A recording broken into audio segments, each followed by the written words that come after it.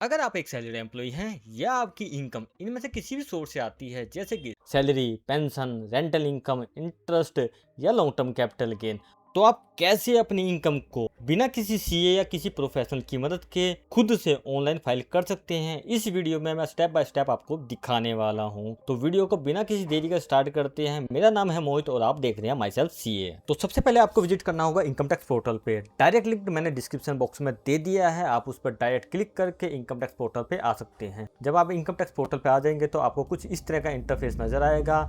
Upper right side की corner में आपको नजर आ रहा होगा लॉगिन और रजिस्टर है। अगर आप फर्स्ट टाइम यूजर हैं तो आपको रजिस्टर करना होगा अपने पैन कार्ड और ओटीपी की मदद से आप रजिस्टर कर लीजिएगा। इसके बाद आपको करना है लॉगिन। लॉगिन करने के लिए आपको अपना पैन नंबर एंटर करना है और उसके बाद अपना पासवर्ड एंटर करके लॉगिन कर लेना है। जैसे आप लॉगिन करते हैं, लॉगिन करने के बाद डैशबोर्ड पे फाइल नाउ का ऑप्शन मिल जाता है, तो यहाँ पे क्लिक करेंगे। जब आप फाइल नाउ पे क्लिक करते हैं तो आपका असेसमेंट ईयर ऑटो सिलेक्ट आता है, तो ठीक है। अदरवाइज आपको यहाँ पे करंट असेसमेंट ईयर ही सिलेक्ट करना है। उसके बाद आपको मोड ऑफ फाइलिंग में ऑनलाइन पे क्लिक करना है, देन आपको कर लेना है कंटिन्यू। इसके बाद आपको नेक्स्ट पेज पे करना है स्टार्ट न्यू फाइलिंग पे क्लिक करने के बाद आपको क्लिक करना है प्रोसीड।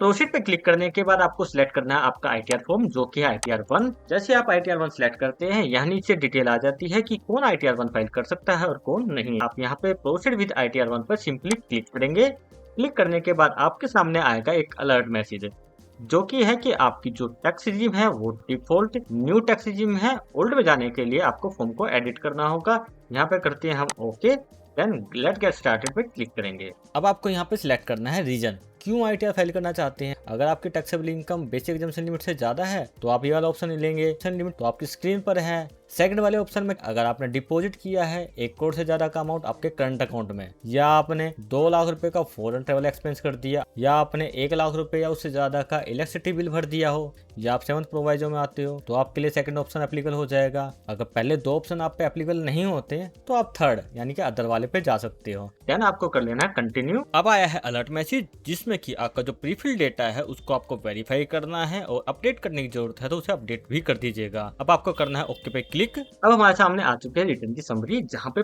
5 स्टेप दिए गए हैं। जैसे हम ये 5 स्टेप कंप्लीट करेंगे, हमारा प्रोसीड टू वेरिफिकेशन का ऑप्शन ओपन हो जाएगा। तो जो सबसे पहला स्टेप है वो है पर्सनल इन्फॉर्मेशन, हमें इसे कंप्लीट करना है। चलिए इस पे क्लिक करते हैं। कॉन्टेक्ट डिटेल्स में इस बार आपको सेकेंडरी एड्रेस भी अपडेट करना है, तो उसके लिए आपको यहाँ पे एडिट पे क्लिक करना होगा।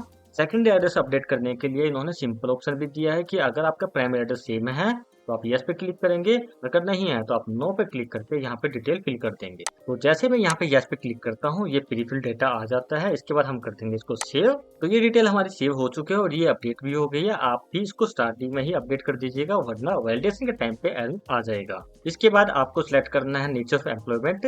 यहाँ पे आपका किस टाइप का एम्प्लॉयमेंट है वो सिलेक्ट करना है, गवर्नमेंट है, पेंशनर है या प्राइवेट के लिए आपको अदर पे क्लिक करना है। और अगर आप सैलरी एम्प्लॉय नहीं है तो आपको यहाँ पे नोट एप्लीकेबल पे क्लिक करना है। फाइलिंग सेक्शन में आपको कुछ नहीं करना, कोई चेंज नहीं है। अगर आप न्यू टैक्स रिजिम के साथ जाना चाहते हैं तो नो पे क्लिक है, चेंज करना चाहते हैं तो आपको यस पे क्लिक करना होगा। इसके बाद आती है बैंक डिटेल।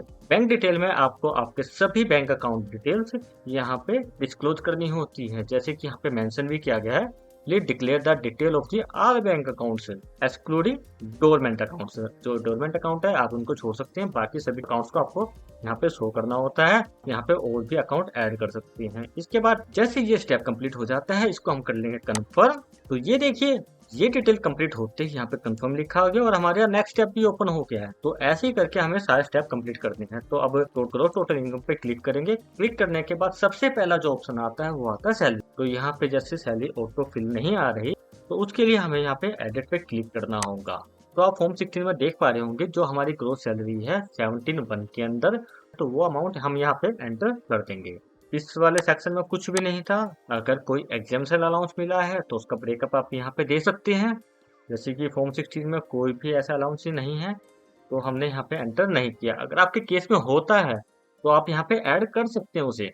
हमारा मैच हो गया फॉर्म 16, तो इसको सेव कर लेंगे। तो ये हमारी सैलरी की जो इनकम थी यहाँ पे ऐड होने के बाद यहाँ तक मैच हो गई है। तो ये ऐसे आपको सैलरी की और पेंशन की इनकम भी आपको ऐसे ही ऐड करनी होगी। अगर ऑटो फिल नहीं आ रही, ऑटो फिल भी आ रही है तो आपको वेरीफाई जरूर करना है अपने फॉर्म 16 से। इसके बाद आती है हाउस प्रॉपर्टी इनकम। अगर आपके पास कोई रेंटल इनकम आती है तो आपको यहाँ पे शो करनी है। तो आपको डिटेल पे क्लिक करना होगा और यहाँ पे ऐड अनदर पे क्लिक करना होगा। यहाँ पे जिस हाउस प्रॉपर्टी से आपको इनकम आती है उसका आपको एड्रेस एंटर करना होगा। यहाँ आपको ओनर ऑफ प्रॉपर्टी बताना है जिसकी इनकम आप अपने अंदर दिखा रहे हो। अगर एक प्रॉपर्टी के एक से ज्यादा ओनर है तो आपको यहाँ पे सिलेक्ट करना है कि प्रॉपर्टी आपकी 100% ओन्ड है या कोन्ड भी है। अगर को ओन्ड है तो यस पे क्लिक करेंगे। को ओन्ड के केस में आपको यहाँ पे ऐड करना होगा कि को ओनर कौन है, उसका नाम, परसेंटेज कितना रहेगा वो आपको यहाँ पे एंटर करना है। अगर 100% ही आपकी है तो आप यहाँ पे नो करेंगे and then type of house property पे आपको क्लिक करना है और ये बताना है कि ये जो प्रॉपर्टी है वो किस टाइप की है। सेल्फ ऑक्यूपाइड मतलब आप खुद उसमें प्रॉपर्टी में रहते हैं। लेट आउट मतलब आपने किराए पे चढ़ा रखी है। अगर किराया आपको आता है तो यहाँ पे लेट आउट दिखाएंगे और टेनेंट का नाम यहाँ पे ऐड करेंगे। तो यहाँ पे जितना भी पूरे साल में आपको रेंट मिला वो एंटर करना है। जैसे 10,000 पर मंथ है तो 1,20,000 रुपये पूरे साल का हुआ वो यहाँ पे एंटर कर देंगे। ऐसा कोई रेंट जो आपको पहले नहीं मिला था अब जाके मिला है तो उसका अमाउंट आप यहाँ पे एंटर करेंगे। इसके बाद आपको यहाँ पे एंटर करना होता है हाउस टैक्स। इस प्रॉपर्टी से रिलेटेड जो भी हाउस टैक्स होगा वो आप यहाँ पे एंटर करेंगे तो ऑटोमेटिकली ये डिडक्शन मिलने के बाद हमारी इनकम आ गई है। अगर इस प्रॉपर्टी पे कोई लोन लिया है अपने तो उसकी डिटेल आप यहाँ पे शो कर सकते हैं कि आपने जो लोन लिया है वो बैंक से लिया है या अदर देन बैंक है, वो आप यहाँ पे शो करेंगे। किस बैंक से लिया है उसका नाम आपको यहाँ पे दिखाना है या किसी पर्सन से लिया है तो वो आपको बताना होगा।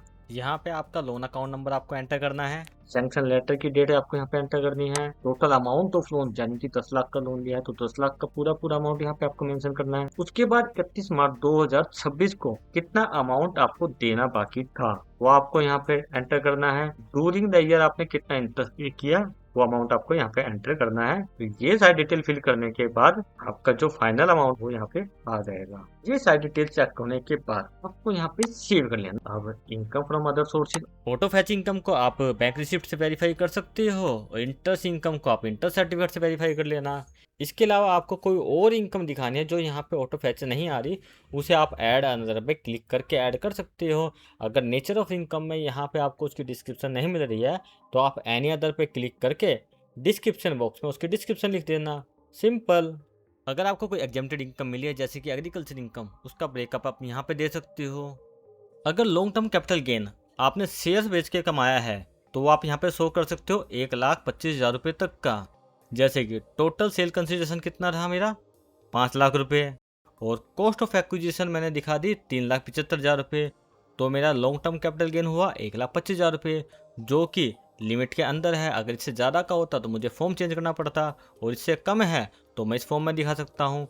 तो सारे हेड कंप्लीट होने के बाद हमारा ये स्टेप होता है कंप्लीट। तो अब करेंगे कन्फर्म और देन नेक्स्ट स्टेप पे चलते हैं। तो हमारा सेकंड स्टेप भी कंप्लीट हो चुका है ग्रॉस टोटल इनकम का जो कि कंफर्म भी आ चुका है और इनकम भी आ चुकी है टोटल। अब चलते हैं टोटल डिडक्शन की तरफ। यहाँ पे सबसे ऊपर जो डिडक्शन है वो है 80 CCD2।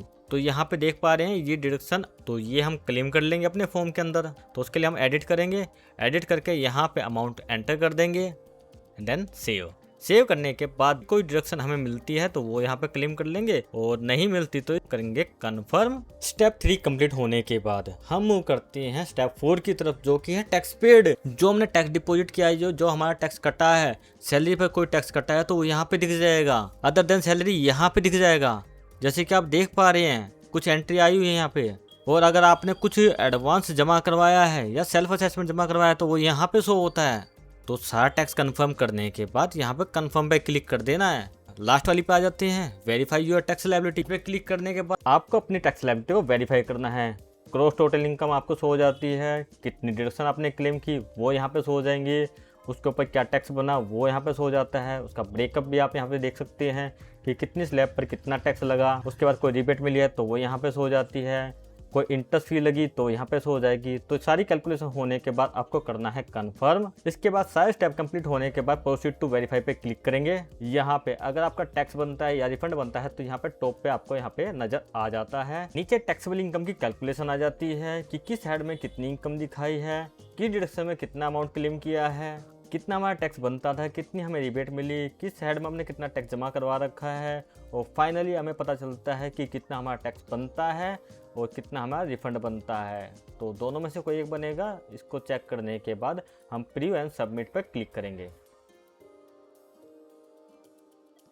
यहाँ वेरिफिकेशन कंप्लीट करना है तो बॉक्स पे क्लिक करेंगे एंड प्लेस में आपको प्लेस एंटर करना है, देन आपको करना है प्रोसीड टू वैलिडेशन। अब यहाँ पे आपको करना है प्रीव्यू को चेक करने के बाद आपको प्रोसीड टू वैलिडेशन पे क्लिक करना है। वैलिडेशन कंप्लीट होने के बाद आपको प्रोसीड टू वेरिफिकेशन पे क्लिक करना है। यहाँ पे आपको वेरिफिकेशन 3 ऑप्शन दिए गए, ई वेरीफाई नाउ, ई वेरीफाई लेटर और ITR-V। ई वेरीफाई नाउ में आपको तुरंत आपका OTP देना होगा। ई वेरीफाई लेटर में आपके पास 30 दिन का टाइम है, 30 दिन तक आप ई वेरीफाई कर सकते हैं। और ITR-V में भी आपको 30 दिन का टाइम दिया जाता है। इसमें आपको एक्नॉलेजमेंट साइन करके CPC भेजनी होती है। तो ये 3 मेथड हैं आपकी रिटर्न वेरीफाई करने के।